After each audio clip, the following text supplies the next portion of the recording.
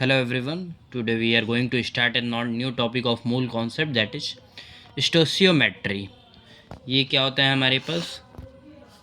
Quantitative analysis होता है हमारे पास, ठीक है। ये हमारे पास एक तरीके का क्वांटिटेटिव एनालिसिस होता है कि किस तरीके से अमाउंट वगैरह हम लोग फाइंड आउट करेंगे किसी भी चीज़ का, ठीक है।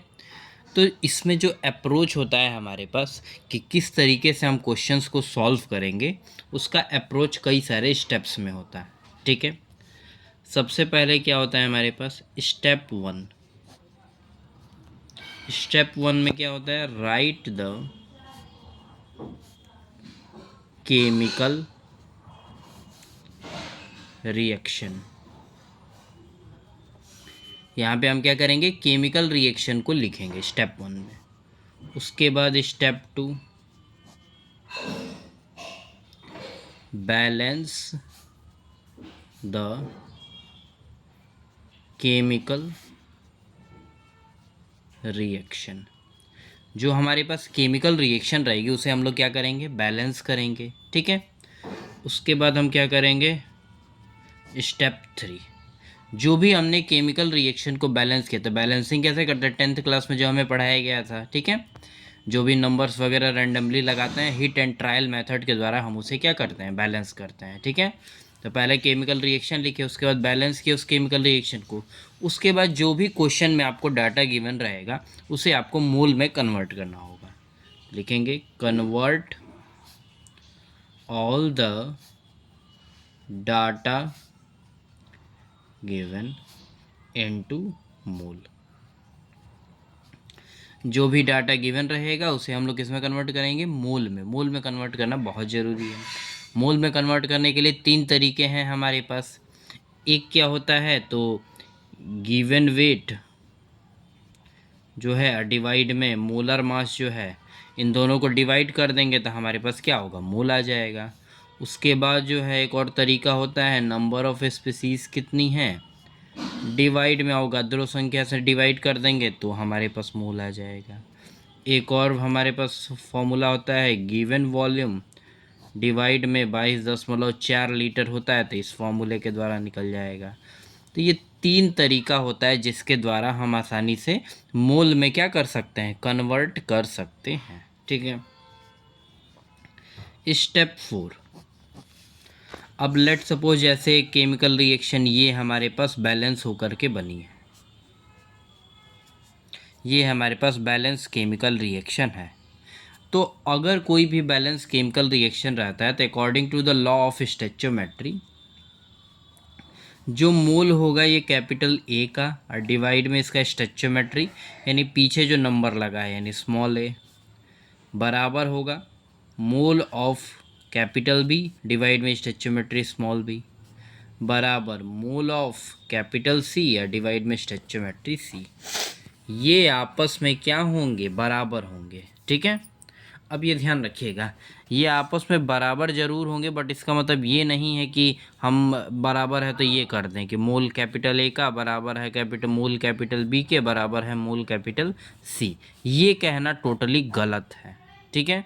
ये जो रेशियो होगा यानी ए का मोल डिवाइड में स्टेचोमेट्री, बी का मोल डिवाइड में स्टेचोमेट्री, सी का मोल डिवाइड में स्टेचोमेट्री, ये आपस में जो रेशियो है ना ये आपस में बराबर होंगे, ना कि वैल्यू। हम ये भी नहीं लिख सकते हैं कि ए बराबर बी बराबर सी, ये भी रॉन्ग है। इनका रेशियो जो होगा वो आपस में क्या होगा? बराबर होगा, ठीक है। अब ऐसा हो सकता है कि ए वाले पार्ट का दिया हो बी का पूछ ले, या बी वाले पार्ट का दिया है सी का पूछ ले, इस तरीके से किया जा सकता है, ठीक है। तो इसको थोड़ा सा ध्यान रखेंगे हम लोग, ठीक है। और अगर हमारे पास मोल पता चल जाए कि मोल इतना है तो हम आसानी से उसका वेट वगैरह पता कर सकते हैं या वॉल्यूम में कन्वर्ट कर सकते हैं एसटीपी पर है तो, ठीक है। क्योंकि जैसे अगर हमें मोल पता चल गया, वॉल्यूम में कन्वर्ट करना है एसटीपी कंडीशन पर, तो हम सभी जानते हैं जो 1 मोल होता है, 1 मोल में कितना वॉल्यूम होता है? तो 22.4 लीटर होता है। तो मान लो जितने भी मोल रहेंगे उतने में क्या होगा? यूनिटरी मेथड लगा के हम पता कर लेंगे। 1 मोल में इतना है तो 0.1 मोल में कितना रहेगा? तो 22.4 गुणे 0.1 हो जाएगा। 0.01 मोल में कितना होगा, तो 22.4 गुणे 0.01 मोल। तो ऐसे मल्टीप्लाई करके वॉल्यूम निकाल सकते हैं। ठीक,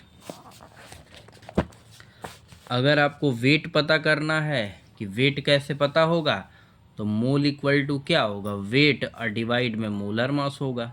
मोल लेट सपोज 4 दिया है, वेट नहीं दिया है तो W, और मोलर मास जो भी कंपाउंड दिया है, लेट सपोज N2 दिया तो N2 का कितना मोलर मास होता है, 28। 28 यहाँ रख दो, तो W क्या होगा, 28 गुणे 4 ग्राम।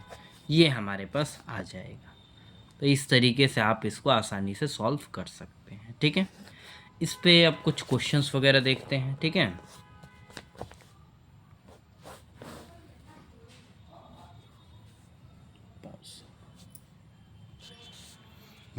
तो अब हम लोग एक न्यूमेरिकल देखेंगे कि किस तरीके से न्यूमेरिकल्स को अप्रोच करते हैं। ठीक है, तो एक क्वेश्चन लेते हैं, what mass of calcium oxide will obtain by heating 3 mole calcium carbonate. ठीक है, तो कैल्शियम कार्बोनेट को जब हम लोग हीट करेंगे तो कैल्शियम ऑक्साइड और प्लस में कार्बन डाइऑक्साइड प्रोड्यूस होता है। ये कितना है, तो 3 मोल है, तो 3 यहाँ लिख लीजिए। अब कैल्शियम ऑक्साइड का वेट पता करना है। ठीक है, तो मोल अपन इस पहले देखते हैं कि ये बैलेंस है कि नहीं। तो एक कैल्शियम, एक कार्बन, 3 ऑक्सीजन है, 1 और 2, 3 ऑक्सीजन है। ठीक है, तो जो मोल अपन स्टोइचियोमेट्री होगा हम रिस्पेक्टिव के क्या कर गए, बराबर कर पाएंगे। तो हमें किसका निकालना है, कैल्शियम ऑक्साइड का। करते हैं, मोल जो होगा कैल्शियम कार्बोनेट डिवाइड में स्टोइचियोमेट्री 1 बराबर मोल जो होगा कैल्शियम ऑक्साइड डिवाइड में स्टोइचियोमेट्री 1। तो मोल कैल्शियम कार्बोनेट का 3 है, तो 3 डिवाइड में 1। इसका मोल तो नहीं पता था, एक्स मान लो, डिवाइड 1। तो एक्स की वैल्यू क्या आ जाएगी, 3 मोल। ये 3 मोल किसके हैं, तो कैल्शियम ऑक्साइड के हैं। तो मोल का फॉर्मूला क्या होता है, वेट अपॉन में मोलर मास। ठीक, मोल कितना दिया है, 3। वेट पता करना है, अब मोलर मास कितना होगा, तो जोड़िए, कैल्शियम का कितना होता है 40 और ऑक्सीजन का 16, तो ये कितना होगा 56। तो W इक्वल टू कितना होगा, 56 गुणे 3। तो ये अप्रॉक्स हो जाएगा 168 ग्राम आ जाएगा कैल्शियम ऑक्साइड। ठीक है, तो हमने क्या किया है, मोल अपन स्टोइचियोमेट्री को बराबर कर दिया, उसके बाद मोल से जो डाटा पूछा हमने कन्वर्ट कर दिया। ठीक है, एक और क्वेश्चन देखते हैं किस तरीके से अप्रोच करेंगे। ठीक है,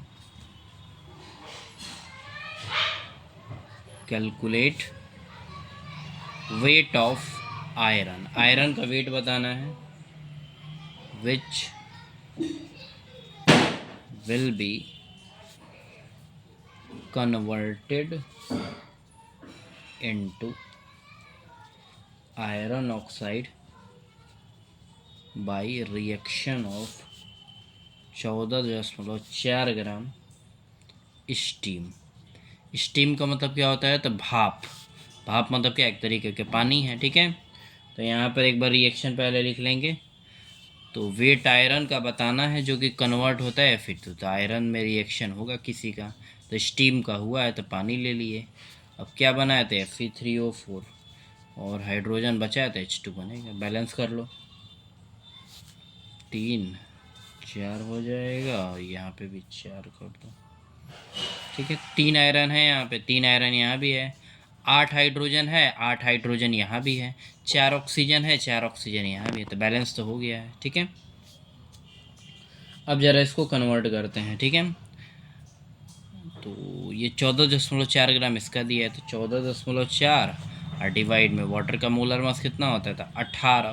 तो ये इसका क्या हो जाएगा, मोल हो जाएगा। ठीक है, और हमें निकालना किसका है, आयरन का। तो इसके मोल के बराबर हो, मतलब मोल अपान स्टोइचियोमेट्री जो वाटर का होगा वही आयरन का भी मोल अपान स्टोइचियोमेट्री रेशियो होगा। तो बराबर करते हैं, तो मोल H2O, स्टोइचियोमेट्री कितना है इसका 4 बराबर मोल किसका, तो आयरन का डिवाइड में स्टोइचियोमेट्री कितना है, तो 3। अब इसको ज़रा डिवाइड कर लेते हैं। ठीक है, तो यहाँ पर कितना है, 14.4 ग्राम है ना, तो 14.4 डिवाइड 18/4 बराबर आयरन का x मोल डिवाइड में 3। तो अब यहाँ से x कितना आ जाएगा हमारे पास सिंपली, तो ये कर लेंगे इसको डिवाइड, एक बार कैलकुलेट कर लेते हैं इसको कितना आ रहा है। 14.4 डिवाइड में 18, 0.8 डिवाइड 4 बराबर x डिवाइड में 3। तो x की वैल्यू आज देखिए 2.4 डिवाइड में, ठीक, 2.4 डिवाइड में 4, 0.6 मोल।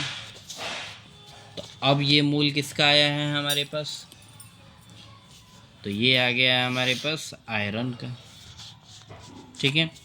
तो वेट आयरन का क्या आएगा, तो मोलर मास से मल्टीप्लाई कर देंगे 56 से, तो ये 33.6 ग्राम आ जाएगा।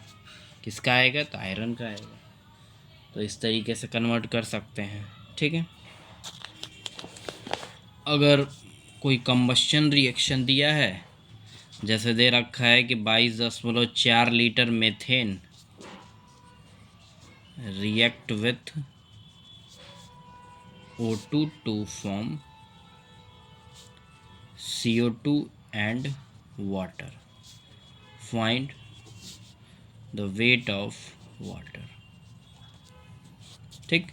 तो सबसे पहले क्या करेंगे, रिएक्शन लिखेंगे। तो मेथेन का ऑक्सीजन के साथ करेंगे तो कार्बन डाइऑक्साइड और पानी बनेगा, पहले बात तो ये है।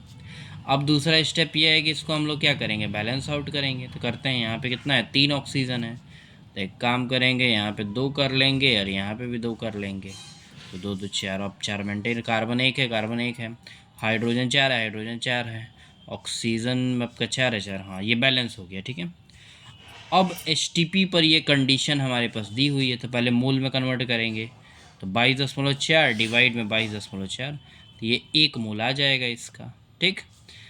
तो जो मोल हमारे पास मेथेन का है और डिवाइड में स्टोइचियोमेट्री है 1, बराबर किसके कर देंगे, तो पानी के।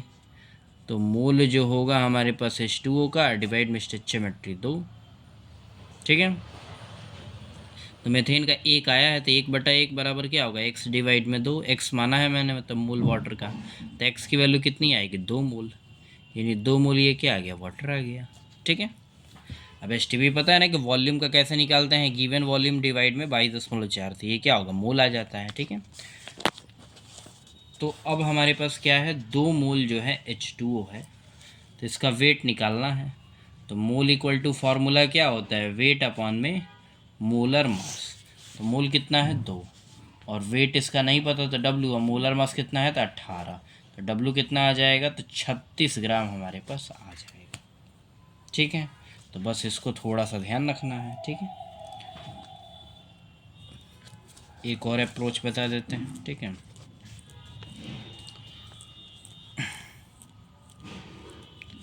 (71 ग्राम of chlorine react with H2 to find the volume of HCl at STP, ठीक है। तो पहले रिएक्शन लिखेंगे, तो हाइड्रोजन के साथ Cl2 रिएक्ट कराना है, तो HCl बनेगा। अब उसके बाद क्या करेंगे, तो बैलेंस करेंगे। तो 2 हाइड्रोजन है, 2 क्लोरीन है, यहाँ तो 1 1 है, तो एक काम कीजिए 2 कर दीजिए। तो अब ये क्या हो गया है, बैलेंस हो गया है, ठीक है। अब जो डाटा गिवन है मोल में कन्वर्ट करेंगे। तो इसको देखो 71 ग्राम है, और मोलर मास कितना होगा, तो 35.5 × 2, तो 71 ये भी होगा, तो ये 1 मोल आएगा, ठीक। अब हमें किसका पता करना है, तो HCl का। तो मोल जो होगा Cl2 का डिवाइड में स्टोइचियोमेट्री 1 बराबर मोल जो होगा HCl का डिवाइड में स्टोइचियोमेट्री 2। तो Cl2 का 1 मोल है, तो 1/1, और इसका नहीं पता तो x माने हैं बटा 2, तो x की वैल्यू क्या आएगी, 2 मोल HCl का आएगा, ठीक है। तो मोल इक्वल टू क्या होता है, तो वेट अपॉन में मोलर मास।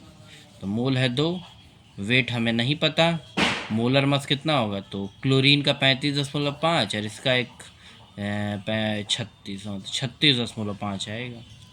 तो वेट क्या आएगा, 36.5 × 2, इसको कर लीजिए, कितना हो जाएगा, ये 36 72 हो जाएगा ना, 1 73, 73 ग्राम हमारे पास HCl का क्या हो जाएगा, प्रोड्यूस हो जाएगा, ठीक है। तो इस तरीके से हम लोग स्टेचोमेट्री के न्यूमेरिकल्स कर सकते हैं। आप और भी न्यूमेरिकल्स करेंगे, कोई भी डाउट वगैरह आएगा तो कमेंट सेक्शन में मैसेज करके आप पूछ लेंगे आसानी से, ठीक है। थैंक यू आज के लिए, थैंक यू।